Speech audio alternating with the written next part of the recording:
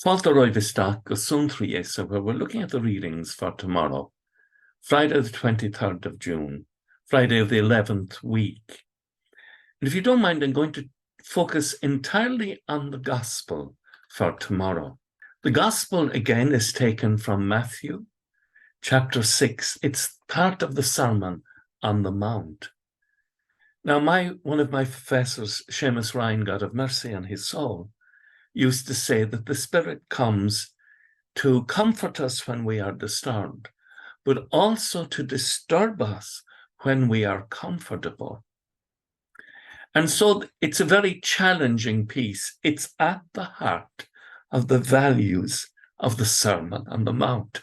Jesus says to his disciples, "Do not store up treasures for yourself on earth, where moths and woodworm destroy them, and thieves can break in and steal. But store treasures for yourself in heaven, where neither moth nor woodworm destroy them, and thieves cannot break in and steal." And then Jesus says something that's really powerful. "For where your treasure is, there will your heart be also." Now that's both comforting and disturbing. It's a warning to us not to get too taken up in the materialism of the world, to look at the world as God's creation, to be grateful for it, to be grateful for the life he's given to us, be grateful for all he's given us, our blessings and also our crosses. They're our treasure, both of them. The lamp of the body is the eye. It follows that if the eye is sound, the whole body will be filled with light. But if your eye is diseased, your whole body will be all darkness. We have to be careful that we don't allow Satan to pervert our view of life and goodness.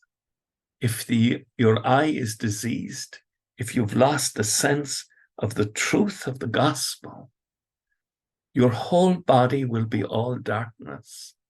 If then the light inside you is darkness, what darkness that will be. Christ is encouraging us by warning us to stay on the narrow path and to pursue the love of the eternal Father, the compassion of Christ, who says to the woman caught in the very act of adultery, "Has anyone condemned you? Neither do I condemn you. Go now and don't sin any more." Turn to Christ, and through his sacrifice on Calvary, he will set us free to grow into the fullness of life. "I've come," says Jesus, "that you may have life and have it to the full." With thoughts such as these, let us comfort one another, and let us pray we shall indeed awaken in the morning with the praise of God on our hearts and on our lips. Agus gamana dia elikok de kshiv, ahor mak agus spirit neb. Amen. Slán go fól. Bye for now.